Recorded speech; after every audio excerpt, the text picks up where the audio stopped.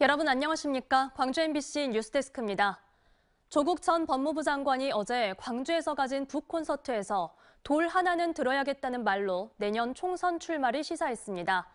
이 밖에도 총선이 넉 달 앞으로 다가오면서 새로운 정치 세력을 꿈꾸는 이들이 저마다 광주에 와서 민심을 얻으려 안간힘을 쓰고 있습니다. 주현정 기자가 취재했습니다. 내년 총선을 겨냥한 새로운 정치 세력들의 바람몰이가 거세지고 있습니다. 호남 기반의 창당설, 광주 출마설까지 거론되는 조국 전 법무부 장관은 자신의 저서를 홍보하는 북콘서트의 마지막 전국 순회지로 광주를 찾아 총선 역할론을 부인하지 않았습니다.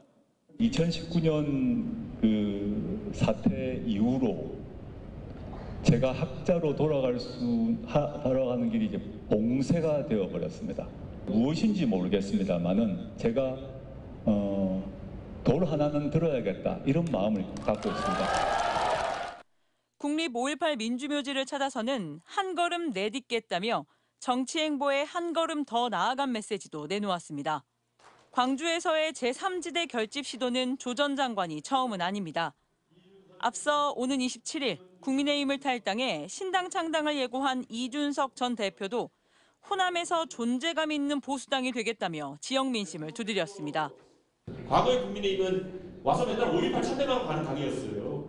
신당이 만약 추진된다고 한다면 광주의 진짜 중요한 문제들을 다루겠다. 이것으로 승부하겠다.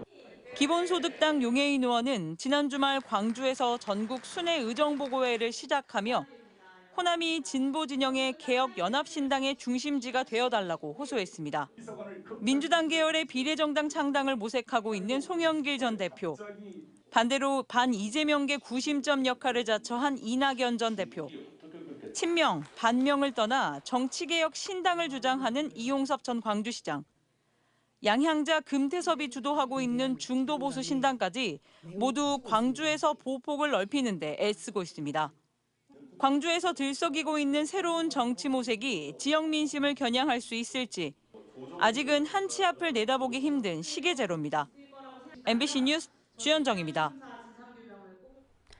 국회의원 선거구 획정위원회가 전남의 일부 선거구가 변경되는 내용을 포함한 선거구 획정안을 국회의장에 제출했습니다.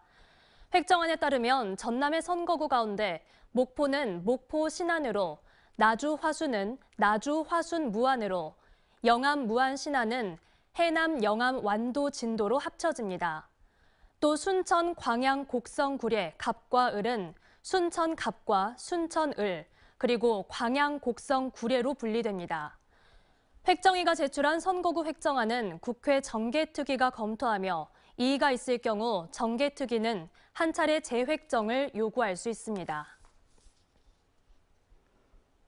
검경 브로커 사건과 관련해 검찰 수사가 전방위로 확대되고 있는 가운데 사건의 핵심 당사자인 브로커 성모 씨 재판이 본격적으로 시작됐습니다. 코인 사기범이 브로커 성 씨에게 얼마를 어떻게 전달했는지 등을 물었는데 코인 사기범은 돈을 준 혐의를 대부분 시인했습니다. 송정근 기자입니다.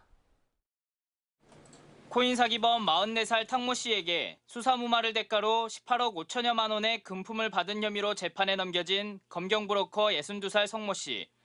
성 씨가 구속 기소된 이후 검찰 수사관과 경찰이 구속되고 수사 대상에 오른 치안감급 경찰이 스스로 목숨을 끊는 등 검찰의 수사가 확대되면서 재판에 이목이 집중됐습니다.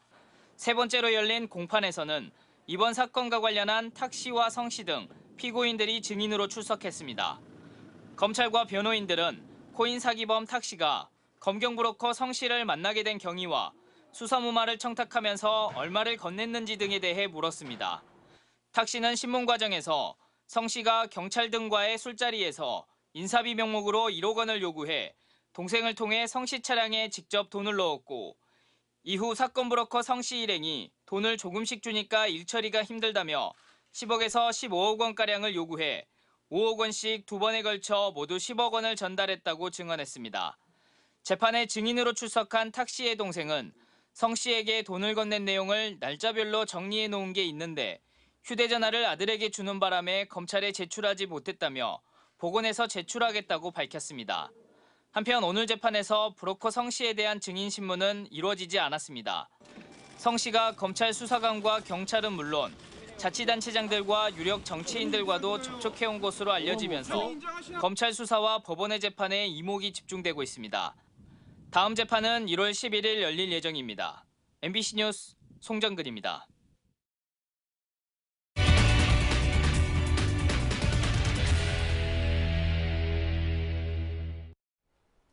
최근 한 50대 유명 강사가 치매 의심 증상이 있다고 알리면서 비교적 젊은 층의 치매까지 주목받고 있습니다.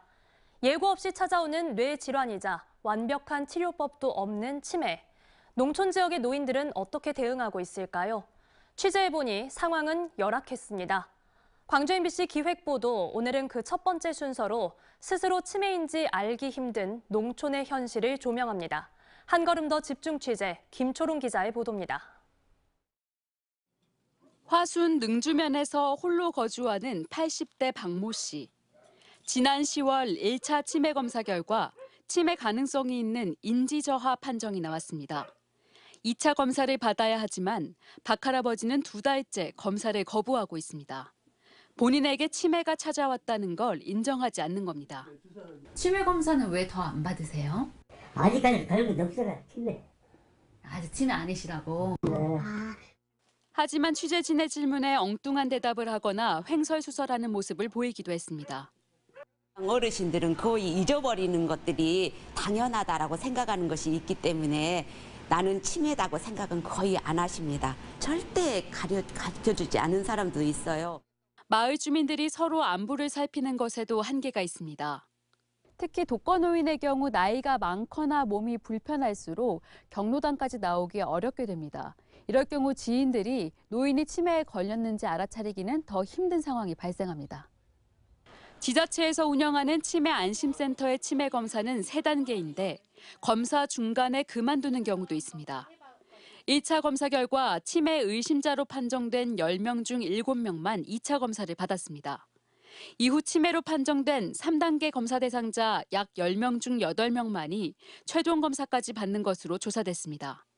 최종 검사는 예약 후 병원에 직접 방문해야 하다 보니 병원도 자녀도 멀리 있는 농촌 노인에겐 문턱이 더 높습니다.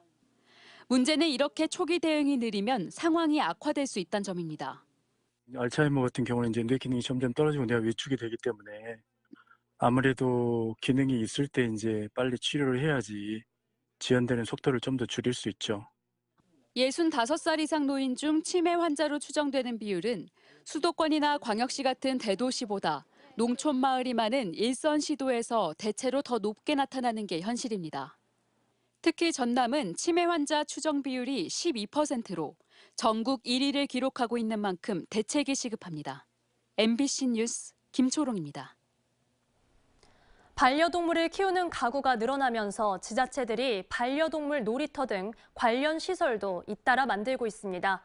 그런데 주거단지 옆에 반려동물 놀이터가 들어설 예정이어서 찬반 논란이 일고 있습니다. 안준호 기자가 취재했습니다.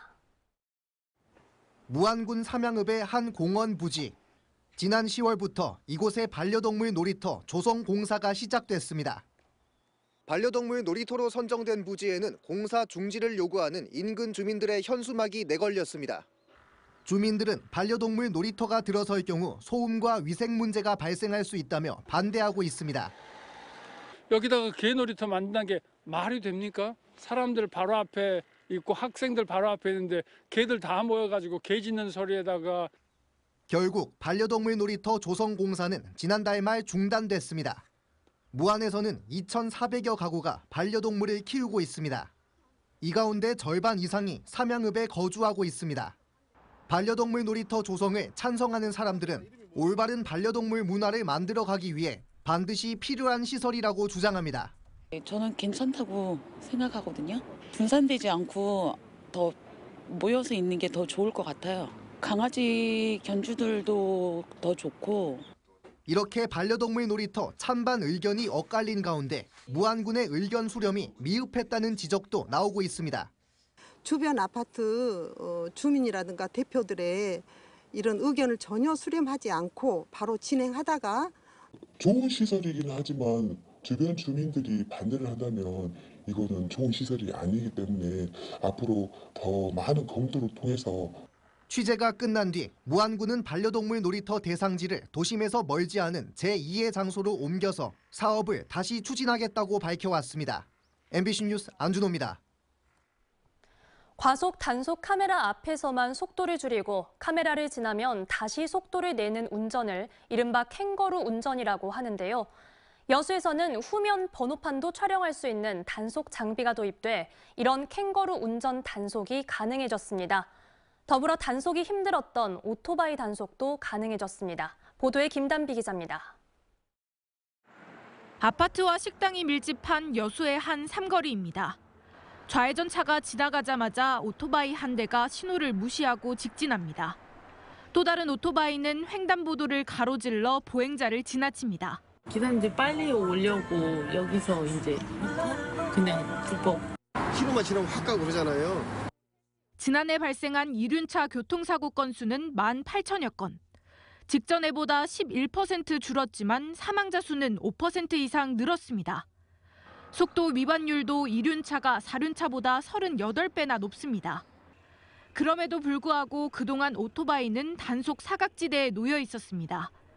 기존 카메라는 차량 전면 번호판을 인식하기 때문에 번호판이 뒤에 있는 오토바이는 사실상 단속이 불가능했습니다. 이런 한계를 보완하기 위해 여수경찰이 처음으로 후면 단속 카메라를 도입했습니다. 오토바이 사고가 잦은 지점 등 여수 시내 4곳에 후면 단속 카메라가 설치됐습니다. 특정 구역에 들어온 차량의 뒤 번호판을 연속 촬영한 뒤 추적하며 속도와 신호 위반을 잡아내는 방식입니다. 카메라 앞에서만 속도를 줄이고 통과하면 다시 과속하는 이른바 캥거루 운전 단속도 가능합니다. 기존에는 카메라 앞에 있다 보니까 거기만 멈췄다가 지나가면 과속해본다 이거죠. 미리 단속도 하고 후면 지나가는 것도 단속도 하게끔. 여수경찰은 3개월의 시범 운영을 거쳐 내년 3월부터 본격적인 단속을 벌이는 한편 후면 단속 카메라 효과를 분석해 점차 확대할 방침입니다. MBC 뉴스 김단비입니다. 광주 남구 양림동 정률성로에 사는 주민 4명 중 3명은 현재 도로명을 그대로 사용하자는 쪽인 것으로 조사됐습니다. 광주 남구가 지난달 1일부터 20일까지 정률성로 인근 1,013세대를 대상으로 설문조사한 결과 그대로 쓰자는 의견은 전체의 76.3%, 바꾸자는 의견은 27.3%로 나타났습니다. 지난 10월 행정안전부는 정률성 생가와 전시관 등이 있는 정률성로의 도로명을 변경하라고 광주 남구에 권고한 바 있습니다. 이에 대해 남구는 설문조사 결과를 바탕으로 정률성 사업, 정률성 흉상 문제 등을 종합적으로 검토해 향후 계획을 세우겠다는 방침입니다. 광주 시민단체 협의회는 성명을 내고 한국에너지공과대학 이사회에 총장 해임 절차를 중단할 것을 요구했습니다. 협의회는 대학 설립 초기에 업무 체계 등이 완비되지 못한 상황이었다며 총장을 해임한다면 학사 운영이 치명상을 입게 될 거라고 밝혔습니다. 언제 어디서나 내 손 안의 뉴스. 광주 MBC 뉴스 유튜브 구독으로 함께하세요.